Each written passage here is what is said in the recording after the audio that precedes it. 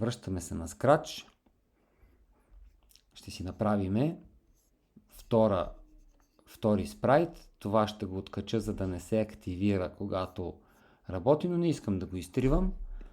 Правиме си нов играч, който примерно ще бъде ето този. И тя ще изчислява опаковката на правоъгълния паралелепипед. За тази цел ние трябва да си създадеме още няколко променливи. Сега, ние B го имаме, обаче това е B от куба. И по-добре е да си създадеме нова буква, която да се отнася за паралелепипеда, да не се смесват, ако искаме двете едновременно да ги сметнеме, а не отделно. Тоест за да можем да ги ползваме едновременно. Създаваме променлива и пишеме А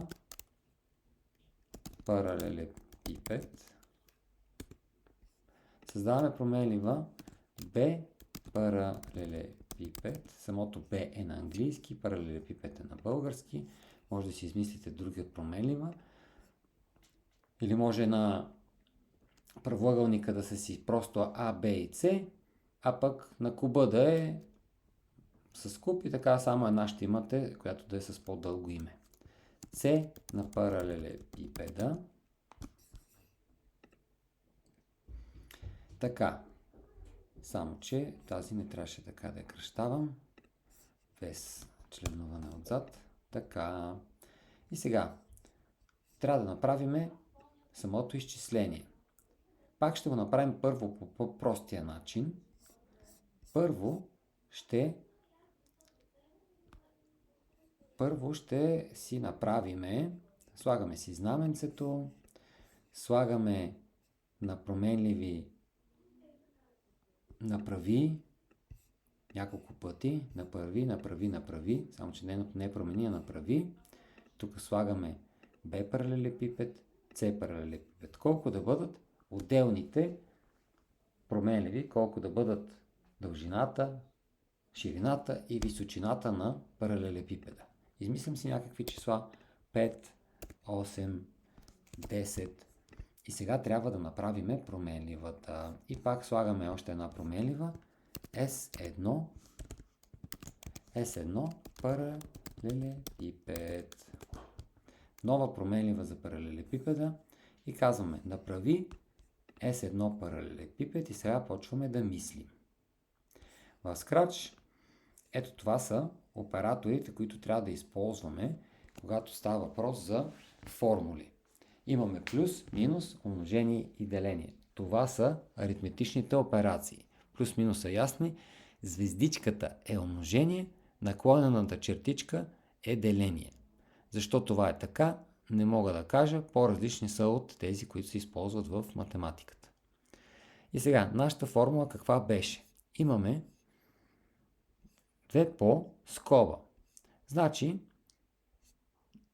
почваме, слагаме пото, можем директно да напишем 2 по и тук, каквото сложим тук, то ще бъде все едно в скобата. Тук няма отделно скоби, но ако звездичката сложиме и каквото и да сложиме тук, то всичкото ще бъде все едно ще го разсъждава, че са в скоби.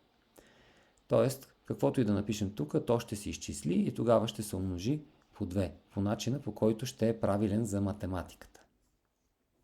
И сега, въпросът е как да подходиме, понеже все пак не е най-съвсем най-проста формулата и можем да я объркаме. Затова започваме по стъпка по стъпка, вместо да я правим наведнъж. Какво означава стъпка по стъпка? Ще си изчисля А по С, ще си изчисля Б по С, ще си изчисля А по Б и после ще ги събера. Така че взимам няколко умножения, едно умножение, второ умножение, трето умножение. И тук ще си сложа във всяко от тези А по Б, как беше? Редът е А по С, Б по С, А по Б. Така, отиваме на променливите. А по С. Сега имаме Б по С. И тук ще имаме А по Б. А по Б. И преди да ги сложа ето тук, за да се умножат по двойката, трябва да ги събера всичките. Отиваме на оператори, намираме оператора плюс, само че оператора плюс може да събира само 2. Няма някакъв начин да събира повече от 2. Затова ще комбинирам два оператора плюс, ето този, които ще ги сложа един в друг. И този троен оператор плюс ще събере каквото е резултата на тази клетка, плюс резултата на тая клетка, плюс резултата на тая клетка. И във всяка една от тия клетки ще сложа току-що сложените B по C, A по B и A по C. Слагам ги тук в клетката. Сега внимавам, когато трябва да го местя, аз ако хвана тук, ще го откача. Няма да го преместя цялото.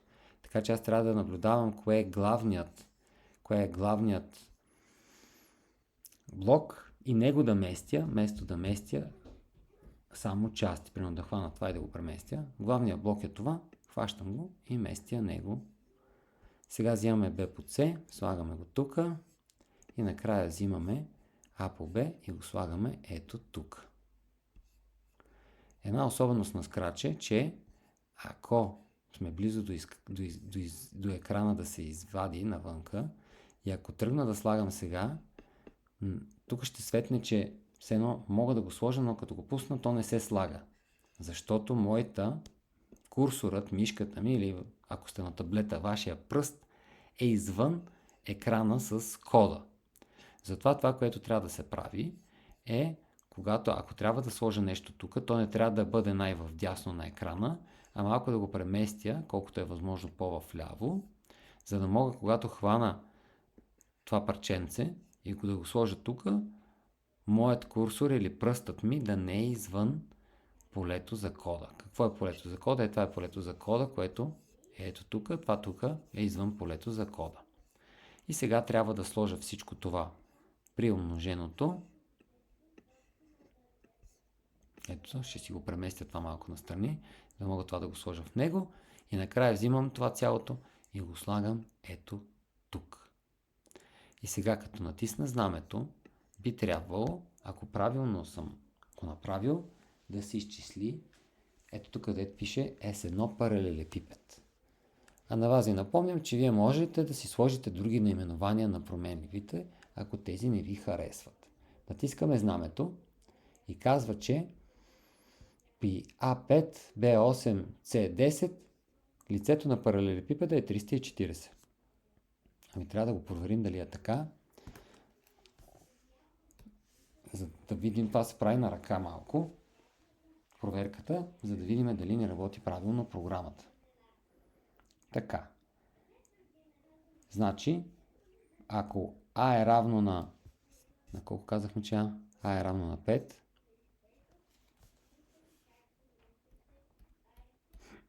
Б е равно на 8, С е равно на 10, S1 е равно на 2 по А е 5 по С е 10 плюс B е 8 по 10 плюс А е 5, а B е 8.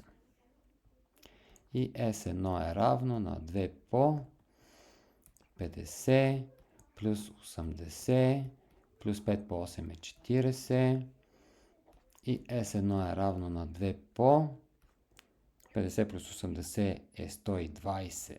120 плюс 40 е 160, не ми трябват скоби.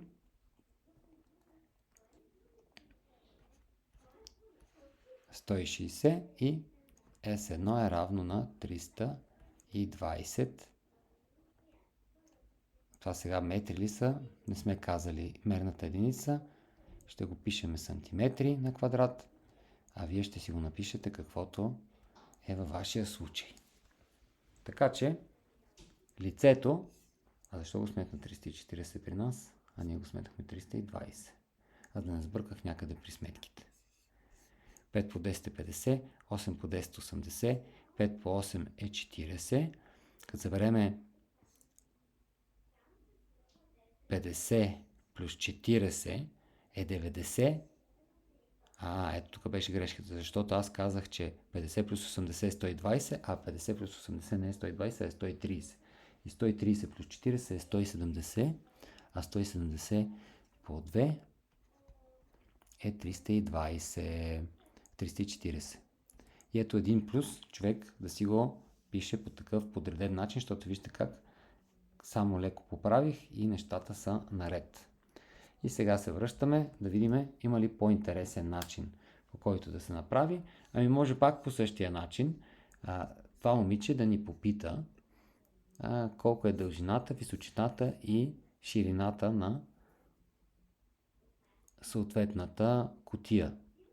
Което как ще стане, само че ето така ще направя. После ще направя ето така.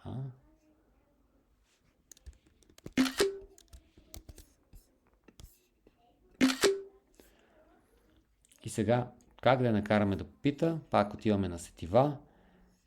Попитай. Ще имаме 3 пъти попитай. Като ще напишем просто ширина. А вие ще напишете каквото искате, каквото е по-подходящо за вашата задача. Дължина, височина. И тук ще напишем, че няма да е по този начин. Тук ще кажем направи А паралелепипед на отговор. Тук ще кажем направи Б паралелепипед на отговор. Тук ще кажем направи С паралелепипед на отговор. И накрая ще кажем пак, както тя го каза, както котката го беше казала в предната част, за 10 секунди да каже, пак ще сложим съедини. Тук ще напишем отзад S паралелепипед и ще кажем повърхнината на паралелепипеда е, и натискаме знаменцето да видим какво ще каже. Ширина 20, дължина 30, височина 10. Повърхнината на паралелепипеда е 2200.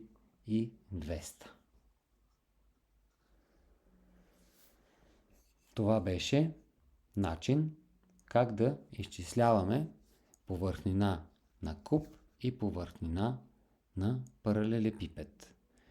Направихме ги и двете по-отделно, като за всяко направихме една проста версия и една по-сложна версия.